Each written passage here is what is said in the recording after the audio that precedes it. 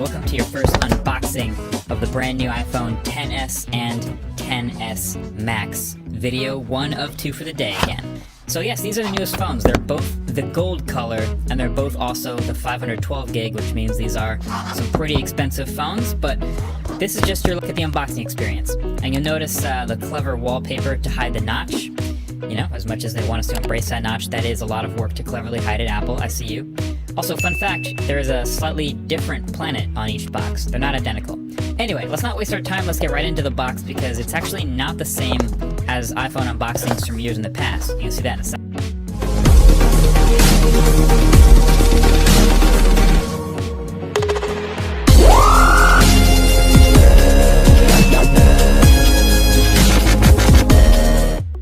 So at the top you get in there and it's the paperwork again, designed by Apple in California.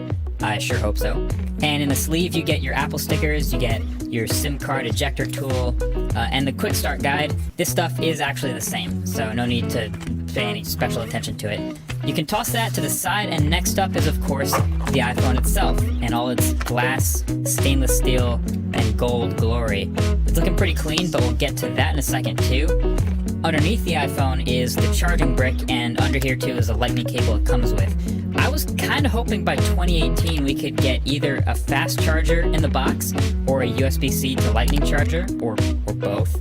But we get neither of those things. I personally think it's getting kind of lame and kind of outdated that Apple, of all companies, doesn't ship a fast charger in the box of such an expensive premium phone. Just saying. Anyway, you put that to the side, and you have your headphones here, which look the way they normally do, but when you turn it around this time, they're missing one thing.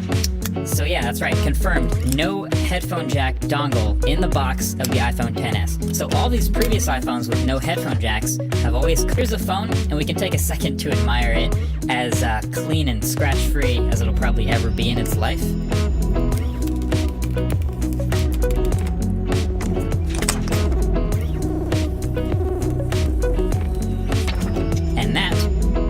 Your unboxing experience. For the record, it is exactly the same on the smaller XS, but we'll go through that anyway.